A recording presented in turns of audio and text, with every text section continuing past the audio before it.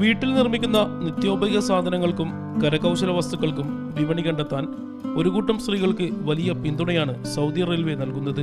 സ്റ്റേഷനുകളിൽ ഇവരുടെ ഉൽപ്പന്നങ്ങൾ വിൽക്കാനുള്ള സ്ഥലവും സ്റ്റാളുകളും സൗജന്യമാണ്.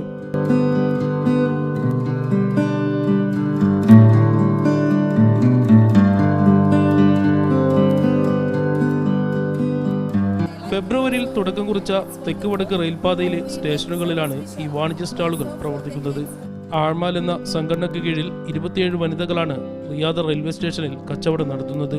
نساء كلهم من النساء يعملون داخل هذا المشاريع وجميع العائد المادي للأسرة.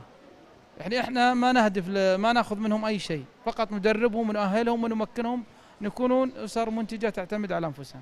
സോപ്പ്, പെർഫ്യൂം, കളിപ്പാട്ടങ്ങൾ, വസ്ത്രങ്ങൾ, ആഭരണങ്ങൾ തുടങ്ങി വിവിധതരം ഉൽപ്പന്നങ്ങളാണ് സ്ത്രീകൾ വീട്ടിൽ നിർമ്മിക്കുന്നത്.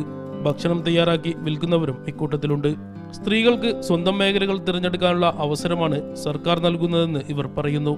വാണിജ്യരംഗത്ത് ഒറ്റക്കും കൂട്ടായും പുത്തൻ പരീക്ഷണങ്ങളാണ് സൗദി സ്ത്രീകൾ നടത്തുന്നത്. റബി മുഹമ്മദ്, മീഡിയ 1, റിയാദ്.